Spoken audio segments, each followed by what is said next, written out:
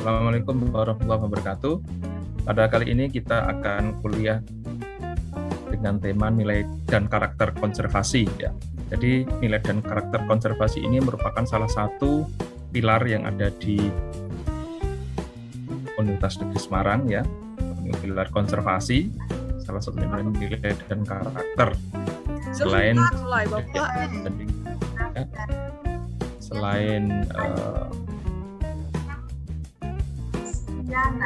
ya, mohon itu ya bisa di-mute ya, jadi kontrol ya sehingga tidak duplikasi suara. Nilai merupakan sesuatu yang disebutkan dengan ya. Jadi nilai itu kalau kita lihat itu terkesan atau berkonotasi positif. Jadi tidak ada nilai yang negatif sebetulnya kalau kita menilai. Jadi kalau kita menilai tentang sesuatu, ya berarti itu menjadi persepsi kita yang positif. Ya. Penilaian terhadap cowok yang ganteng, penilaian terhadap cewek yang cantik, itu menjadi persepsi dari masing-masing orang yang menilai. Ya. Tetapi paling tidak orang tersebut telah memiliki modal untuk memberikan satu penguatan argumen bahwa ini memang ada unsur-unsur kecantikannya, ini ada unsur-unsur ketampanannya, sehingga ya sudah, artinya dia sudah melekat ya di pemikiran orang tersebut. Ya, jadi begitu melihat objek, ya sudah langsung ternilai seperti itu. Anda menilai teman Anda begitu kan, begitu care, begitu peduli ya terhadap Anda. Nah itu menjadi bagian yang responsif. Oh iya, teman saya ini baik banget gitu ya. Teman saya ini perhatian banget. Nah, ini menjadi suatu penilaian. Nah, ini juga nilai itu bersifat abstrak begitu ya. Jadi abstraknya itu adalah ini bisa dikatakan subjektif. Jadi persepsi atau penilaian orang satu dengan orang lain itu akan berbeda ya. Anda menganggap seseorang itu cantik atau ganteng atau tampan, tetapi belum tentu ya teman Anda atau keluarga Anda atau siapa saja orang lain itu menilai hal yang sama ya, menilai itu. Anda menilai sebuah barang itu bagus ya. Misalnya baju tertentu gitu, Anda ada pilih-pilih, oh ini bagus, ini cocok buat saya, dan ini sepertinya akan mendapatkan respon positif gitu kan. Tetapi belum tentu ketika Anda bersama teman Anda memilih baju itu, ya dia akan memiliki penilaian yang sama gitu kan. Mungkin penilaiannya akan lain.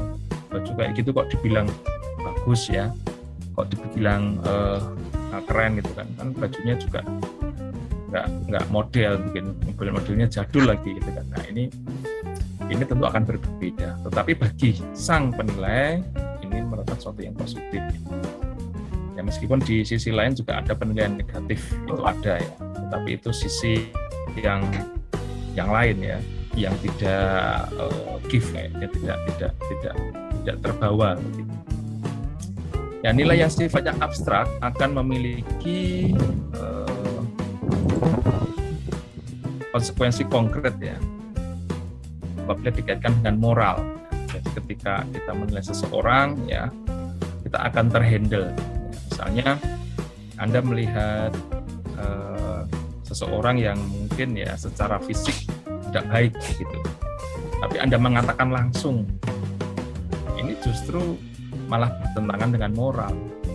Coba katakanlah orang yang mungkin Anda nggak suka ya, tipe wajahnya atau tipe bodinya atau tipe apapun gitu, tapi Anda langsung mengatakan kamu itu nggak baik gitu kan, tentu kan akan kita tahan. Yang menahannya ini adalah moral kita, ini adalah larangan menyakiti orang lain, dampaknya bisa seperti itu. Jadi ini akan berkaitan dengan moral juga ketika kita menilai. Nah sekarang tentang nilai moral ya. Nilai moral menimbulkan suara dari hati nurani manusia untuk diwujudkan. Jadi ini yang lebih dalam lagi ya. Ada moral, bahwa moral itu menjadi sesuatu yang lebih kepada background pemikiran kita, background perilaku kita, menjadi background etika kita, ini moral gitu kan. Ini ada nilai moral dibagi menjadi dua, yaitu nilai universal ya dan non universal ya. Ini ada non universal bersifat memaksa orang. Ya, memaksa orang itu sifatnya, bukan kok secara fisik gitu kan, tetapi sifatnya. Misalnya orang itu harus berbuat adil. Nilai moral ini tentu sudah dikaitkan ya atau dikuatkan dengan berbagai kekuatan spiritual. Salah satu kekuatan spiritual itu religi ya, agama yang kita anut masing-masing. Tidak ada agama yang mengatakan kamu harus berbuat curang, kamu harus berbuat tidak adil ya. Semua mengatakan bahwa harus berbuat adil, jangan berbuat curang, berbuat yang baik ya. Harus menempatkan diri ya dengan sebaik-baiknya ya. Silakan menghargai kebebasan, tapi yang terbatas misalnya, tidak diskriminatif. Hampir semua religi mengatakan seperti itu, sehingga ini menjadi penguatan nilai moral bagi setiap individu. Karena sudah jelas ya, orang yang beragama itu kan yang dipatuhi itu agamanya itu. Ya, dia membawa satu spirit bahkan tidak hanya di dunia ya, tapi setelah dunia ini berakhir dia akan membawanya. Karena ini menjadi satu harapan bahwa kelak ketika saya ya menganut agama saya yang saya pegang, saya mentaati perintah-perintah Tuhan di dalamnya, saya menghindari atau tidak melakukan segala larangannya, maka saya akan mendapatkan balasan yang baik di kehidupan saya nanti. Nah, ini kepada pemikiran kita ya, terhadap nilai universal ini. Nah, sedangkan yang kedua ini nilai moral non universal ya, tidak ada kewajiban moral ya dan mutlak dituntutkan. Jadi masing-masing memiliki satu prinsip sendiri-sendiri yang sudah biasa puasa Senin Kamis ya. Itu ya jangan langsung menganggap orang lain nggak puasa Senin Kamis itu buruk gitu kan. Wah, kamu tuh gimana sih kok nggak puasa, kan harusnya puasa. Nggak bisa seperti itu. Masing-masing ya, siapa tahu dia punya amalan lain ya. Lain ya. Jadi setiap hari dia sedekah, dia menjadi memiliki yayasan anak-anak yang kurang mampu, ya, yayasan panti asuhan dan lainnya. Siapa tahu memang seperti itu, karena memang masing-masing punya pegangan moral ya, sehingga asalkan dalam koridor kebaikan ya, nah, tentu ini menjadi hal yang perlu dilanjutkan ya, tanpa harus yang menjelek-jelekan orang lain.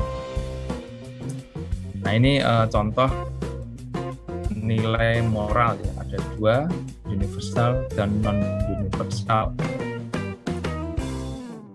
Selanjutnya adalah karakter. Karakter itu watak ya, tabiat, akhlak ya, atau kepribadian seseorang yang terbentuk dari hasil internalisasi ya, berbagai kebajikan yang diyakini, yang digunakan sebagai landasan untuk cara pandang, berpikir, bersikap, dan bertindak. Nah, jadi karakter itu pada hakikatnya tidak ada yang buruk di sini, tidak ada yang buruk. Artinya pada dasarnya semua karakter itu baik. Nah, bagaimana dengan karakter-karakter yang tidak baik? Ya, sebetulnya itu menjadi salah satu titik atau lubang ya, lubang kelemahan-kelemahan bagaimana kita merawat karakter yang kita punya. Kita itu pada dasarnya, pada hati nurani kita itu ingin menolong teman kita, tetapi ya namanya manusiawi mesti ada godaan-godaan ya. Kalau di agama kan ada godaan setan ya, itu sudah menjadi sunatullah seperti itu. Artinya apa? Artinya pengasahan diri kita terhadap karakter kita itu ya harus belajar ya. Belajar baik dilatih maupun bersumber dari referensi. Sekarang kan banyak, misalnya kalau orang Islam gitu kan, atau orang yang lain, beragama lain, itu sudah ada YouTube ya, kan banyak pengajian-pengajian, kemudian siraman-siraman rohani, yaitu itu menjadi salah satu media kita dalam merawat karakter yang baik, ya. Karena di situ memiliki tujuan agar kita tetap menjaga kebaikan, ya, kebaikan selalu. Ada pengingatan. Ayo ingat lagi yang baik-baik, lakukan yang baik-baik, jauhkan yang jelek-jelek, ya. Minimal itu mengingatkan kita sehingga kita akan kembalikan, ya, karakter itu kepada hal yang baik. Sehingga kalau sudah demikian, maka ini menjadi modal kita, ya, bagaimana kita mensikapi segala bentuk kehidupan di sekitar kita ini. Nah, ini karakter di sini. Nah, komponen karakter mulia, ya, menurut Thomas Lippona itu ada 3. Yang pertama tiga kelompok, ya. Yang pertama pengetahuan moral, ya. Di sini ada kesadaran moral, pengetahuan nilai moral, pengambilan perspektif, penalaran moral, pengambilan keputusan, pengetahuan diri, pengertian perasaan, dan terakhir perilaku moral, ya. Jadi yang pertama itu pengetahuan moral itu artinya bahwa kita itu sudah tahu. Ini sudah tahu, ya, sudah, ini kan kesadaran moral harus seperti apa, ya, nilai moral harus bagaimana, pengambilan perspektif juga harus bagaimana. Tentu ini menjadi modal awal, ya, modal awal mengetahui, ya, moral itu bagaimana, seperti apa, ya, pengetahuan diri. Oh, saya itu seperti ini loh, ya, karakter saya itu seperti ini loh, sehingga saya tahu, ya, saya harus bagaimana. Langkah kedua adalah penghayatan, ya, perasaan moral. Nah, ini menjadi satu kontrol, ya, ketika kita sudah tahu, ya, bagaimana karakter, sudah tahu modal pengetahuan kita, maka harus ada kontrol di sini, penghayatan atau aplikasi atau implementasi di sini. Belum, minimal pengendapan dulu deh. Penghayatan perasaan moral ini semacam penguatan diri, ya. Bahwa ketika saya punya pengetahuan tertentu, ketika saya punya potensi, maka saya akan percaya diri, ya. Percaya diri. Ketika saya mengetahui bahwa ini baik, ini buruk, maka nurani saya akan mengkontrol, ya, mengkontrol. Oh ya, ini baik, ya, ini saya lakukan. Oh, ini tidak baik. Oh, ini saya cegah. Ini lebih pada penghayatan. Setelah kita mengetahui, maka kita akan mengerti. Empati, ya. Empati itu merasa ikut berduka atau ikut merasakan penderitaan. Ini jadi ketika kita sudah mengetahui moralnya seperti apa, maka ketika ada terjadi sesuatu, maka kita akan terbawa satu kondisi bagaimana nurani kita berkata, ya, cinta kebaikan, ya, rendah hati, ya. Ini menjadi penghayatan moral di sini. Yang terakhir implementasi itu perilaku, ya. Jadi ketika sudah memiliki pengetahuan, kemudian ada kontrol, ya, kemudian yang terakhir perilaku moral. Ini menjadi implementasi yang kelihatan, ya, kelihatan. Kompetensi, ya, ketika Anda punya pengetahuan, ya, punya modal pengetahuan, kemudian Anda percaya diri, maka buktikan dengan kompetensi. Kompetensi, ya, salah satunya misalnya nilai Anda baik, ya, karya Anda dihargai orang lain, Anda bisa berkarya, ya, membuat satu karya tertentu yang spektakuler, Anda membuat satu artikel yang dipublikasi dan itu mendapat respon positif, Anda membuat kegiatan yang positif dan itu memiliki dampak yang baik, ya, bagi khalayak, itu silahkan, ya, silahkan. Itu menjadi satu perilaku moral yang berwujud, ya. Kalau yang pertama itu pengetahuan itu hanya di awang-awang saja, ya, di pemikiran, kemudian penghayatan itu sampai ke dalam hati, mengontrol, ya, ketika otak itu sudah terisi maka harus dihandle dengan hati. Kemudian perilaku moral, ya, diwujudkan dalam tingkah laku kita. Ini runtutan dari bagaimana karakter mulia itu tercermin, ya, dari hanya sekedar abstrak bisa dilihat atau dinilai oleh orang lain, seperti itu. bahkan sampai ke kebiasaan, ya.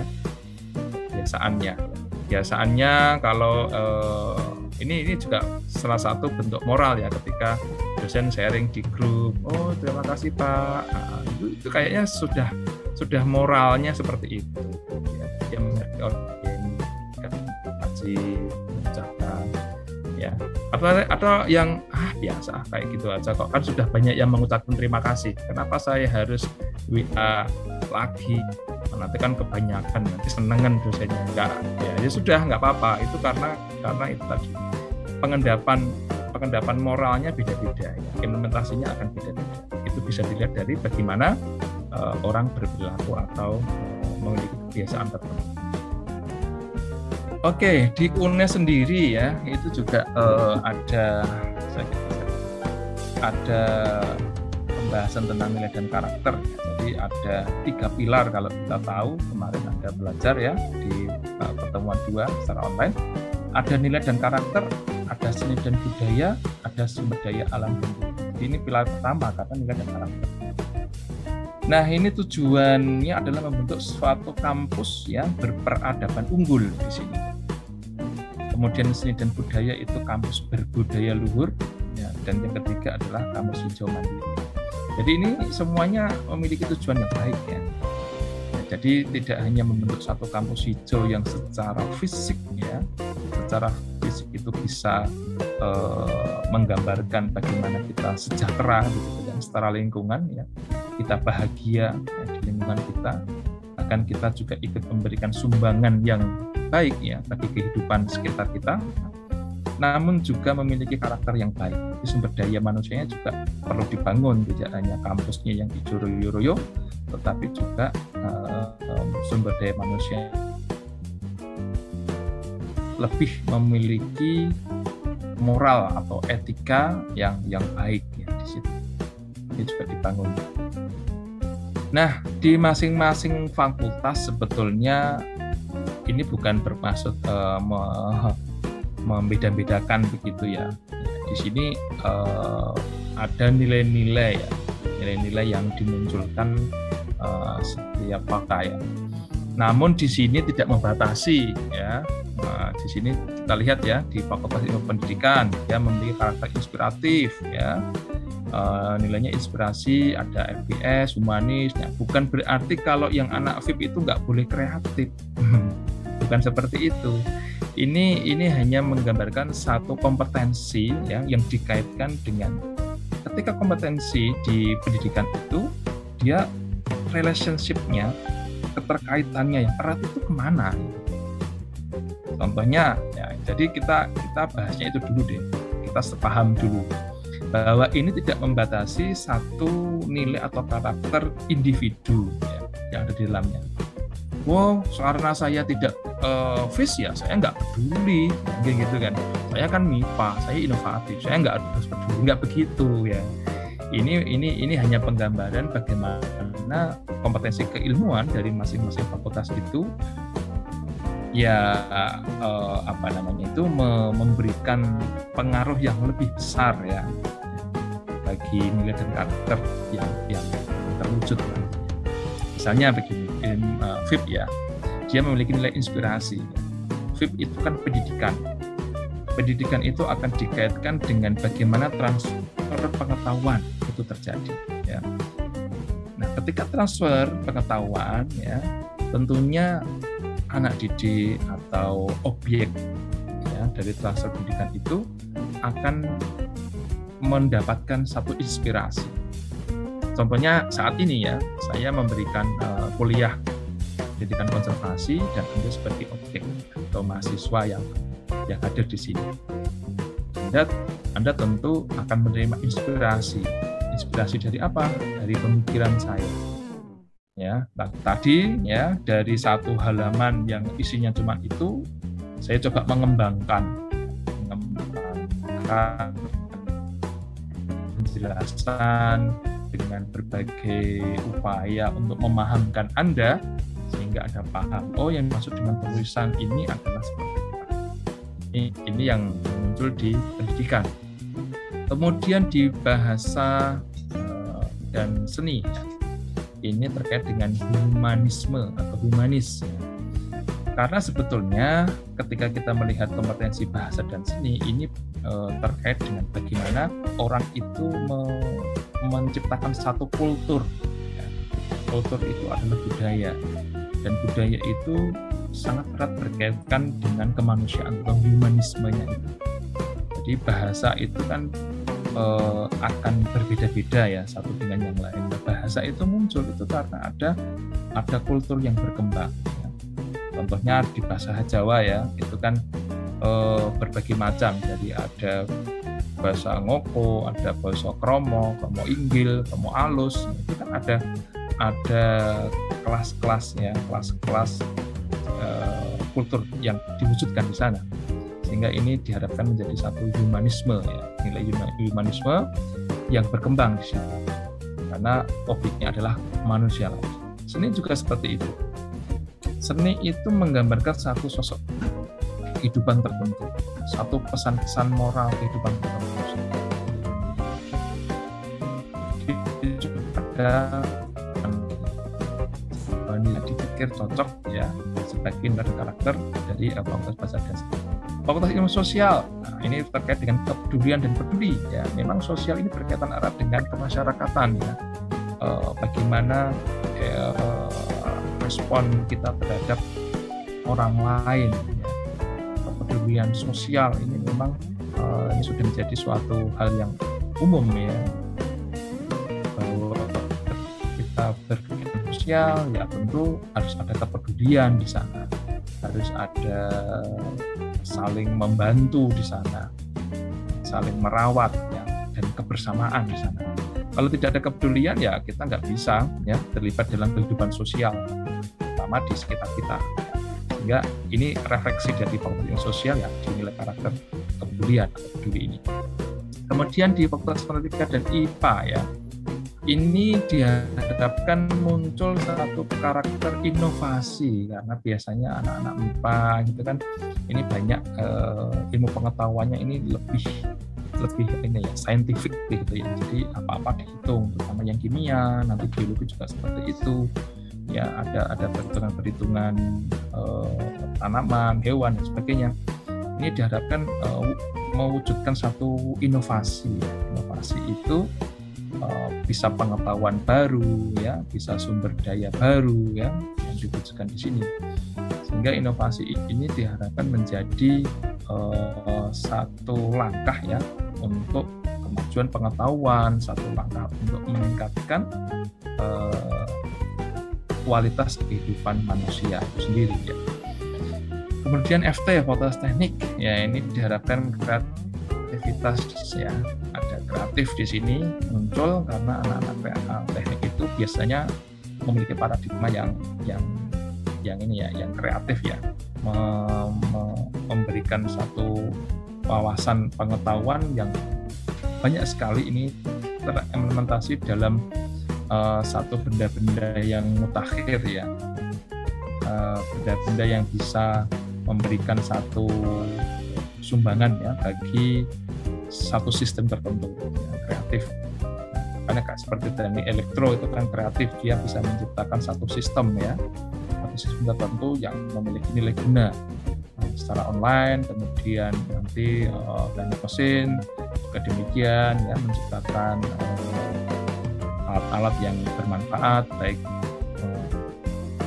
mesin ya maupun mobil maupun ya banyak sekali yang dihasilkan mesin pabrik itu ya, ini memiliki unsur kreatif. Belum yang lain ya di teknik sipil, arsitektur ya, dia akan menciptakan hal-hal yang kreatif. Tentu semua ini untuk kemajuan pengetahuan dan peningkatan kualitas kehidupan manusia ya, selain juga nilai-nilai yang diberikannya. Kemudian FIK ya, sportivitas ini tentu saja menjadi satu tolok ukur moral ya, nilai moral ya bagi setiap individu yang di dalamnya. Karena dalam pertandingan itu kan harus sportif ya, harus jujur, harus fair ya di sana. Nah ini akan terimplementasi bagi kehidupan masyarakatnya ya, masyarakat yang secara luas ya, bahwa kita itu harus fair gitu kan, kita harus sportif, kita harus jujur ya apa adanya. tidak boleh bermain curang. Kalau trik itu berbeda dengan curang katanya, ya. Nah, itu harus ada menghargai, ya. Tidak, misalnya sepak bola tetapi malah berakhir dengan tinju. Nah, ini kan tidak fair, ya, tidak sesuai dengan tempatnya. Ada aturan main yang ditetapkan, ya. Di masyarakat juga seperti itu, ada aturan main yang ditetapkan di masyarakat. Ketika Anda kuliah juga ada aturan main ketika Anda kuliah, ketika Anda bermain dengan teman-teman lain juga ada aturan mainnya, ketika Anda di dalam keluarga juga ada aturan main. Ini nilai dan karakter yang bisa kita ambil, ya, dari kompetensi di Fakultas Ilmu Keolahragaan. Kemudian apa yang kita ambil dari Fakultas Ekonomi? Ya, di sini ada kejujuran atau jujur, ya. Nah, di sini paradigmanya adalah bahwa ekonomi itu akan selalu berputar dengan uang. Jadi apa-apa yang dihitung itu ujung-ujungnya itu uang, bernilai ekonomi, ya, bernilai uang atau yang bisa menghasilkan uang. Dan ketika kita yang menghitung uang itu tentunya harus ada kejujuran. Bahkan 0, sekian sen pun itu tidak boleh terlewatkan. Nah, ini yang bisa kita ambil di sana, bahwa semua perhitungan, semua hasil itu harus diwujudkan dalam satu bentuk kejujuran. Yang terakhir, nilai dari Fakultas Hukum adalah keadilan. Hukum ditegakkan atas dasar keadilan, ya. Keadilan itu bisa ditelusuri dari mana saja, ya, dari niatnya, kemudian dari sikapnya, kemudian dari ini endingnya seperti apa.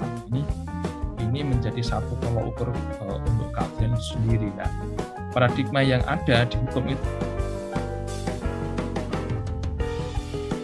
daripada humannya barangkali. Oh, ini orang ini kasihan, ya, kan sudah tua, sudah 60 tahun misalnya, tapi kenapa dia bisa didakwa? Oh, karena dia membunuh, dia merampok, dia mencuri. Apakah dasar dari usia 60 itu akan mempengaruhi secara humanisme? Saya pikir lebih kuat ke keadilan, maka keadilan akan tetap ditegakkan, ya.